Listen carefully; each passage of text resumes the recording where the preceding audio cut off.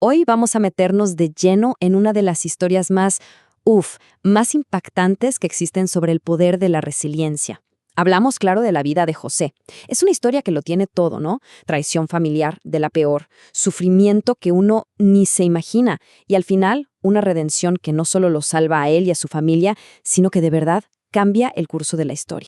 Y bueno, esta es la pregunta del millón, ¿no? La que nos mantiene pegados a la historia. ¿Cómo es posible que un joven, traicionado por los suyos, termine siendo el salvador no de una, sino de dos naciones? Es un viaje increíble, o sea, desde lo más bajo, el fondo de un pozo, hasta la cima del poder. Y eso es justo lo que vamos a desglosar aquí, paso a pasito, para entender cómo fue que pasó. Ok, arranquemos por el principio. Nuestra historia nos lleva a Canaán, al centro de una familia que, para ser honestos, ya estaba bastante rota. El problema principal, el favoritismo. Y es justo ahí, en ese caldo de cultivo de celos y resentimiento, donde se planta la semillita de una traición que lo va a cambiar todo. A ver, esta famosa túnica no era cualquier trapo, para nada. Era la prueba, la evidencia física y a todo color del favoritismo de su papá, Jacob. O sea, imagínense, para los hermanos, ver esa túnica todos los días era como una bofetada. Cada color les gritaba, ustedes no son el favorito. Y claro, ese resentimiento de sentirse menos, de no ser el elegido, empezó a pudrirlo todo por dentro. Y como si la túnica no fuera suficiente para echarle leña al fuego, ¡pum! José tiene dos sueños. Unos sueños bastante particulares. Y él, quizá con un poco de inocencia o no sé, va y se los cuenta a todos. El mensaje de los sueños era clarísimo y para ellos súper provocador. Oigan, algún día todos ustedes se van a inclinar ante mí. Esa fue la gota que derramó el vaso. La envidia que ya sentían se transformó en un plan concreto. Y aquí llega el momento clave, el momento de la traición. Imaginen la escena. José se acerca a lo lejos y sus hermanos, en lugar de ver a su sangre, a su familia, ¿qué ven? Ven al soñador, con puro desprecio. Así que lo agarran, le arrancan con furia esa túnica de colores que tanto odiaban y lo tiran a un pozo seco. Así, sin más, en medio de la nada. 20 piezas de plata. Ese fue el precio que le pusieron a su propio hermano. Porque, a ver, algunos querían matarlo directamente, pero al final decidieron venderlo. Como si fuera una cosa, una mercancía. Fue Judá, uno de los hermanos, el que tuvo la brillante idea. Y así, por ese puñado de monedas, José termina en manos de unos mercaderes que iban camino a Egipto.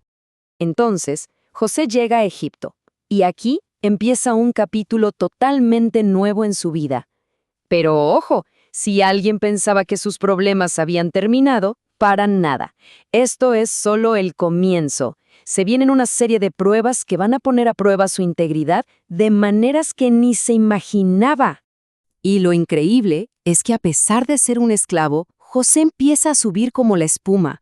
Su talento, su forma de ser, todo era tan evidente que Potifar, que no era cualquiera, era el capitán de la guardia del faraón, le termina confiando toda su casa. El relato nos da a entender que esto no es pura suerte, Hay algo más, como una mano divina ayudándolo. Claro, tanto éxito también trajo problemas. Y en este caso, el problema tenía nombre y apellido. La esposa de Potifar, que le echó el ojo y trató de seducirlo una y otra vez. Pero la respuesta de José, es que aquí se ve de qué estaba hecho. Su lealtad no era solo con su jefe, Potifar, era con sus propios principios, con su fe. Y por eso rechaza la tentación, de forma rotunda. Y aquí es donde se ve lo frágil que era su situación. La esposa de Potifar, despechada, ¿qué hace? Lo acusa falsamente de justo lo que él se negó a hacer. Y así, sin más, sin juicio, sin poder defenderse, el tipo más confiable de la casa termina en la cárcel del rey. Otro golpe durísimo. Cae todavía más bajo. Pero es aquí, en el lugar más oscuro que uno pueda imaginar, la cárcel, donde la historia da un giro espectacular. ¿Se acuerdan de ese don para interpretar sueños que tantos problemas le trajo con sus hermanos? Bueno, ahora ese mismo don se va a convertir en la llave para su libertad y para su increíble ascenso al poder. Ahí en la cárcel se encuentra con dos personajes importantes, el copero y el panadero del faraón, que habían caído en desgracia. Los dos tienen unos sueños que los tienen muy angustiados y José se los interpreta. Al copero le dice, tranquilo, en 3 días vuelves a tu puesto. Y al panadero, lo siento, pero en 3 días te ejecutan. Y tal cual, todo se cumple al pie de la letra. Lo más importante aquí es que José le pide un favor al copero. Oye, cuando salgas, no te olvides de mí. Pero, ¿qué creen? El copero se olvida completamente y José se queda ahí pudriéndose en la cárcel 2 años más. 2 años, totalmente olvidado por el mundo. No es hasta que el mismísimo faraón tiene un par de pesadillas terribles, esas de las vacas flacas y las espigas secas, que nadie puede entender, que al copero se le prende el foco. Claro, se acuerda de ese joven hebreo en la cárcel que sabía interpretar sueños. Así que sacan a José de la cárcel a toda prisa. Lo asean, le ponen ropa nueva y ¡zas!, lo plantan delante del faraón, el hombre más poderoso del planeta. Y fíjense en su respuesta, porque es increíble. Él no dice, yo sé, yo puedo, para nada. Con una humildad que desarma, dice, el mérito no es mío, es Dios quien le va a dar la respuesta. Y justo después de eso, le da al faraón la interpretación que va a cambiarlo todo. Bueno, la interpretación del sueño catapulta a José al poder. Se convierte en el segundo al mando de todo Egipto, nada menos, y le toca administrar la crisis de una hambruna terrible. Pero es precisamente esa hambruna la que va a obligar a sus hermanos a viajar a Egipto, y los va a poner cara a cara con ese pasado que tanto se esforzaron por enterrar. Y aquí la ironía es perfecta, ¿no? Los mismos 10 hermanos que lo vendieron como esclavo ahora llegan a Egipto desesperados por comida. ¿Y qué hacen? Se inclinan, con la cara contra el suelo ante el gobernador que reparte el grano. Sin tener la menor idea, están cumpliendo aquel sueño de la infancia, el de los manojos de trigo. Él, por supuesto, los reconoce al momento. Pero ellos no tienen ni la más remota idea de quién es ese hombre poderoso. José no se las pone fácil. Lo somete a varias pruebas bastante duras para ver si de verdad han cambiado. La prueba de fuego llega cuando amenaza con quedarse con Benjamín, el hermanito menor, como esclavo. Y es aquí donde vemos un cambio radical, increíble en Judá.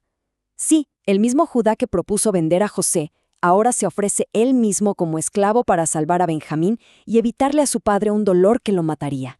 Cuando José ve ese acto de sacrificio, esa muestra de un cambio real, se quiebra, no puede más. Manda a sacar a todos de la habitación y, llorando a mares, finalmente les dice quién es. Imaginen el shock, el impacto. Sus hermanos se quedan helados, paralizados de miedo, de confusión, de todo. El chiquillo que vendieron hace años es ahora el segundo hombre más poderoso de Egipto y sus vidas dependen completamente de él. Y esto nos trae al corazón de la historia, al mensaje final, porque José no busca venganza, que es lo que cualquiera esperaría. No. En lugar de eso, les da una nueva forma de ver las cosas, una perspectiva que lo cambia todo, una que muestra cómo algo terriblemente malo puede, de alguna forma, usarse para un bien mucho más grande. Lo primero que hace es calmarlos. Les dice, hey, tranquilos. No se sientan mal, no se culpen. Les ofrece una nueva narrativa para su propio crimen. Les dice, miren, no fue solo que ustedes me traicionaron, fue parte de un plan más grande. Dios me mandó por delante para poder salvarlos a todos ustedes y a muchísima gente más de esta hambruna. Y esta frase, esta es la que lo resume todo. La dice años después cuando su padre ya ha muerto y sus hermanos siguen con miedo. Fíjense bien, ustedes planearon hacerme mal, pero Dios lo usó para bien, para lograr lo que hoy estamos viendo, salvarle la vida a mucha gente. Él reconoce su mala intención, no la disculpa, pero afirma que un plan más grande, un plan bueno, tomó ese man y lo transformó en algo que salvó vidas. Así que toda la historia de José, desde ese pozo oscuro hasta el trono de Egipto, nos deja con esta pregunta flotando en el aire, una pregunta que resuena hasta hoy. ¿Puede el sufrimiento tener un propósito? Su vida parece sugerir que sí, que a veces las peores pruebas, los momentos más oscuros, son en realidad parte de un camino hacia un bien mayor, un propósito que muchas veces solo podemos entender cuando miramos hacia atrás. Definitivamente algo en que pensar.